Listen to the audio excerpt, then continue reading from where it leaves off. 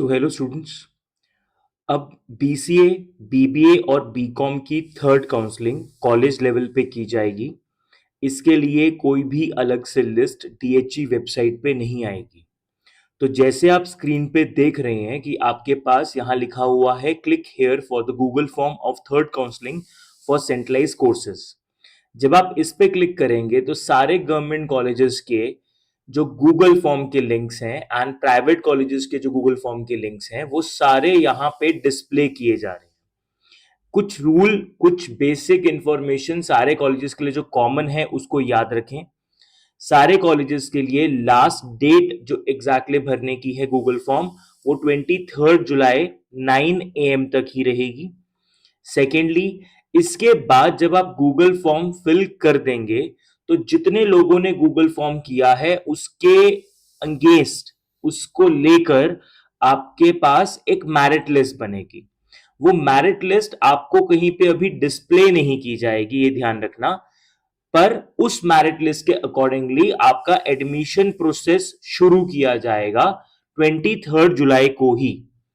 नए एप्लीकेशंस को एंटरटेन नहीं किया जाएगा, इसको इंपॉर्टेंटली ध्यान रखें। फिफ्थ पॉइंट पे ये चीज बता रखी है। एडमिशन मेरिट बेसिस पे ही की जाएगी। अब नॉर्मली बच्चों को एक क्वेश्चन होता है कि क्या मेरी फीस ट्रांसफर कर दी जाएगी, क्या एग्जैक्टली मैं जब एक कॉलेज का फीस भर दी है, गवर्नमेंट कॉलेज की हो, तो क्या वो government college to government college या private college to government college या वाइस वर्सा ट्रांसफर की जाएगी? The answer is no. Fees आपकी नॉन ट्रांसफरेबल है। इसका मतलब जिस कॉलेज में आप एडमिशन लेना चाहते हैं आप उसकी फीस भरेंगे और दूसरे कॉलेज की जो फीस है उसको रिफंड करेंगे। कॉलेज की फीस रिफंड करने का जो पैटर्न है वो यही रहेगा कि आप अपने स्टूडेंट जो आपने एज अ कैंडिडेट आपने लॉग इन किया था, दैट इज जब आपने ये फॉर्म फिल किया था तो ये ई प्रवेश का जो आपने लॉग इन किया था जहां पे अपना मोबाइल नंबर और पासवर्ड भरते हैं, इसमें जाकर आपको फी रिफंड का ऑप्शन मिलेगा लेफ्ट साइड पे। वहां पे आपको फी रिफंड करना पड़ेगा। बहुत सारे बच्चे जल्दबाजी में गलती करते हैं कि वो गलती से किसी और कॉलेज की किसी और कोर्स की फीस रिफंड कर देते हैं, जो बाद में उनको प्रॉब्लम आती है। तो जब फी रिफंड करें वो आपसे आपका कोर्स पूछेगा, आपने उसके अकॉर्डिंगली ही अपनी फीस को रिफंड में डालना है। अब एडमिशन के लिए जो गूगल फॉर्म बना है उसको आप कैसे प्रोसेस करेंगे? देखिए, जैसे अगर मैं 42 कॉलेज की बात करता हूं तो 42 कॉलेज ने जो भी आपका गूगल फॉर्म बनाया है उसके लिए देखिए आपके लिए पहले तो गूगल का साइन इन होना जरूरी है। आफ्टर साइन इन करने के बाद ही आप प्रोसेस कर सकते हैं। ऐसे एग्जैक्टली अगर आप कोई भी कॉलेज का फॉर्म लेंगे तो उसके लिए आपको साइन इन करना पड़ेगा, ये याद रखिएगा। ठीक है जी।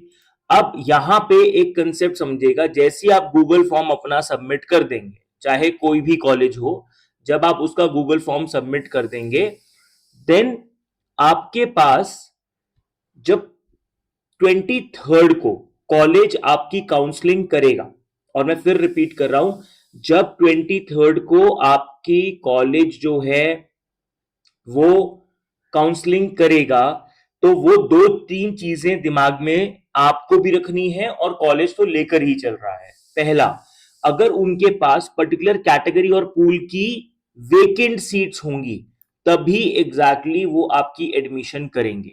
फर्स्ट। सेकेंड, ये एडमिशन टोटली आपकी ऑनलाइन बेसिस पे है, तो किसी कॉलेज में जाने की आपको जरूरत नहीं है कि मानिए आप 42 कॉलेज में जाकर वहां पता करते हैं कि मैं आया हूं तो मेरी एडमिशन कीजिए। प्लीज ऐसा नहीं ना करें, क्योंकि वो आपके ऑनलाइन प्रोसेस के थ्रू ही एडमिशन करेंगे।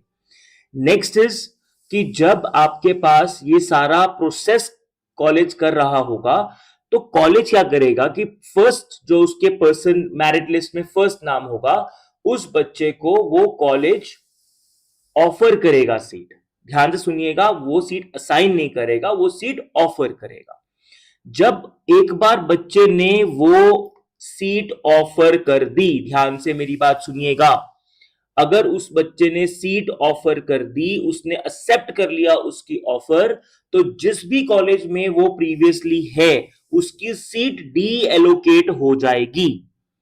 और अगर आपको वो ऑफर एक्सेप्ट नहीं करनी, उस ऑफर को रिजेक्ट कर दीजिए। अगर आपने एक बार ऑफर रिजेक्ट कर दी तो आपके लिए उसको बैक करना मुश्किल हो जाएगा, मतलब आप दोबारा वो एग्जैक्टली ऑफर नहीं देख पाएंगे।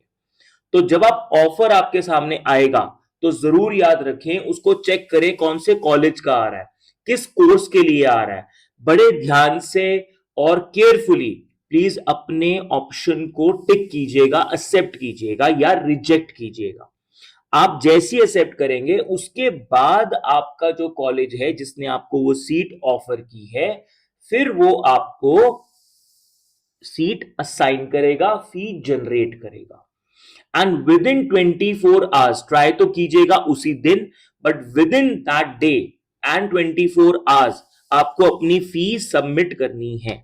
अगर आपने फी सबमिट नहीं की तो कॉलेज को पूरा राइट है कि वो आपकी सीट कैंसिल करके किसी नेक्स्ट स्टूडेंट को दे देगा। अब ऐसा भी हो सकता है कि एक ही स्टूडेंट ने मल्टीपल कॉलेजेस में गूगल फॉर्म भरा है और आपको सारे कॉलेजेस से या मल्टीपल कॉलेजेस से ऑफर आ गई। अगर उनसे ऑफर आ गई, मैं फिर रिपीट कर रहा हूं, बड़े ध्यान से उनका ऑफर देखिएगा। ऑफर देखने के बाद एक्सेप्ट या रिजेक्ट कीजिएगा।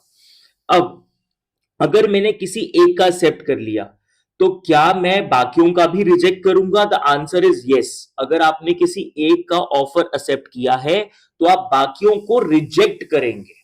ये याद रखिएगा, आपको बाकियों को रिजेक्ट करना है और जिस कॉलेज में और जिस कोर्स में जाना चाहते हैं आप उसका एक्सेप्ट करेंगे।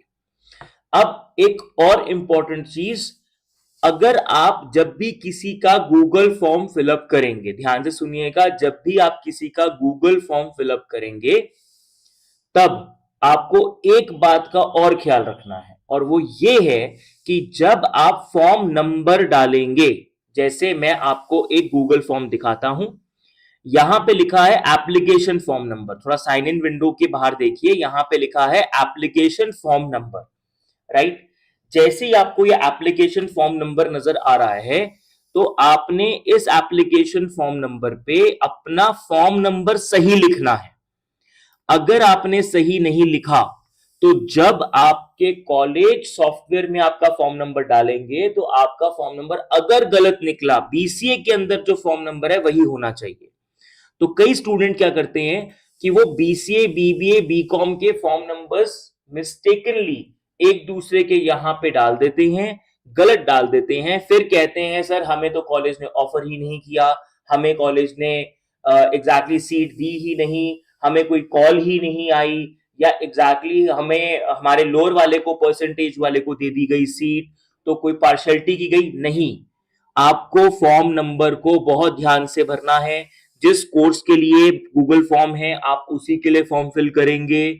बीबीए, बीसीए, बीकॉम के लिए अलग अलग आपके फॉर्म नंबर्स हैं, आप उन्हीं को रेफर करेंगे। Don't mix up the form numbers, and हर form number A, that is capital letter A से शुरू होता है, तो आपने ए रखकर अपने फॉर्म नंबर को डालना है।